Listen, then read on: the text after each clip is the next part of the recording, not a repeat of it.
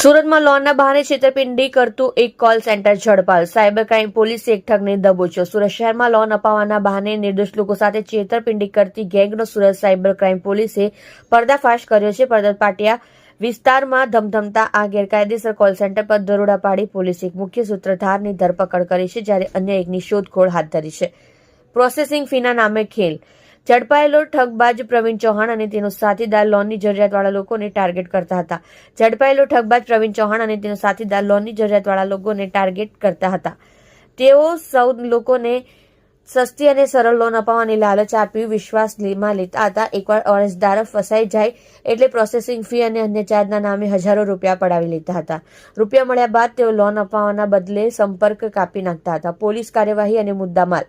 Surat cyber crime પોલીસને મળેલી બાતમીના આધારે પરબત પાટિયા વિસ્તારમાં ઓપરેશન હાથ ધરવામાં આવ્યું હતું. પોલીસે મુખ્ય આરોપી પ્રવીણ ચૌહાણની ધરપકડ કરી છે. આ ગુનામાં સંડોવાયેલ નમન ચૌહાણ નામનો અન્ય એક શખ્સ હાલ ફરાર છે, જેને પકડવા પોલીસે ચક્રો ગતિમાન કર્યા છે. પોલીસે ઘટનાસ્થળેથી મોબાઈલ ફોન, સિમ કાર્ડ અને લેપટોપ સહિત કુલ 55,000નો મુદ્દામાલ કબજે કર્યો છે. સુરત શહેર સાયબર ક્રાઇમ સેલ દ્વારા ગઈકાલે એક પરબત પાટિયા ખાતે એક રેડ કરવામાં આવી હતી, જેમાં એપિક ફાઇનાન્શિયલ સર્વિસ નામની એક ઓફિસ ચાલતી હતી, જેમાં અમે લોકોને બાતમી મળી હતી કે ત્યાં એ લોકો લોન મળી જશે 1 થી 2 દિવસમાં એવી ખોટી લાલચ આપી લોનની પ્રોસેસિંગ ફી લઈ લેતા હતા કસ્ટમર્સ પાસેથી અને એમને લોનની પ્રોસેસિંગ નહીં કરતા હતા. એવી રીતે બાતમી મળતા અમે લોકો ત્યારે જ્યાં રેડ કરી તો ત્યાં એક સંચાલક અને એના સિવાય 6 ટેલિકોલર્સ ત્યાંથી મળી આવ્યા અને પૂછપરછ કરતા, તપાસ કરતા અને તમામ ડોક્યુમેન્ટ જોતા ખબર પડી કે એ લોકો 5 થી 50,000 5 લાખ રૂપિયા જેટલાની લોનની વિશ્વાસ આપતા હતા કે 1 થી 2 દિવસમાં ઝડપથી અમે લોકોએ પ્રોસેસ કરાવી દઈશું અને એવી વિશ્વાસ આપીને સામેવાળાથી 799 અને 999 રૂપીઝ લોન પ્રોસેસિંગ ફીના નામે લઈ લેતા હતા અને પછી એમની લોન નથી પ્રોસેસ કરાવતા હતા.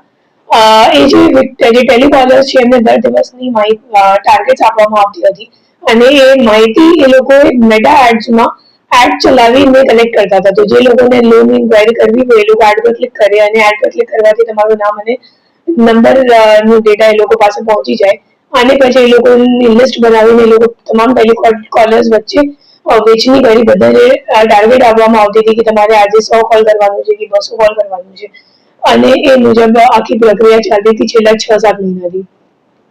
કેટલા આરોપી અત્યારે એક જ આરોપી પકડાયો છે અને બીજો જે આરોપી છે એ હાલ નાસ્તો કરતો છે. બેઝિકલી જે આરોપી છે એ અગાઉ એક જગ્યાએ કામ કરેલું છે અને એને ખબર પડી હોય કે કેવી રીતે મતલબ એક લોન એજન્ટ તરીકે કામ ચાલુ છે હાલ માર્કેટમાં. તો એમને એમ લાગ્યું કે હું લોન એજન્ટ તરીકે કામ કરી લઉં અને 799 અને 999 જેટલી નાની રકમ માટે કોઈ સાયબર ક્રાઇમ કમ્પ્લેન્ટ કરવા વાળું નથી, એટલે પછી એમને એમ લાગ્યું કે હું ઓનલાઈન કસ્ટમર્સનો ડેટા માહિતી લઈને પછી એમને ચીટિંગ કરીને એમના પાસેથી આપણે લોન પ્રોસેસિંગ ફીના નામે પૈસા લઈ લઈશું. કેટલા પૈસા એ લોકો 799 999 મુજબ અને જે ટેલિકોલર સાથે વાતચીત થઈ તો એમાં દર દિવસમાં તમે સમજી શકો 20 થી 30 જેટલા માણસો કન્વર્ટ થઈ જતા હતા કે લોન પ્રોસેસિંગ ફી આપવા માટે રાજી થઈ જતા હતા અને એ મુજબ આપણે અંદાજે અમે લોકોને લાગે છે કે 10 લાખ રૂપિયા જેટલાનું એમને છેતરપિંડી કરીએ છીએ. કેટલા સુધી લોકો લોનની છેતરપિંડી કરી ચૂક્યો છે?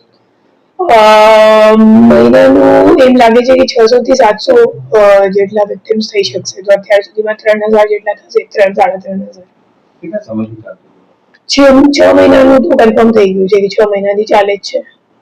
નંબર કેવી રીતના કલેક્ટ કરતા હતા? મેટા એડ્સ પર એડ ચલાવતા હતા અને જેને લોન જોતું હોય એ લોકો એડ પર ક્લિક કરે તો એમનું નામ અને મોબાઈલ નંબર એમને મળી જાય. પછી એ મોબાઈલ નંબર આધારે એ લોકો ટેલિકોલર્સ મારફતે કોલ કરાવતા હતા કે તમે હવે એમને કોલ કરીને એમને કન્વિન્સ કરીને એમની પાસેથી લોન પ્રોસેસિંગ લઈ લો.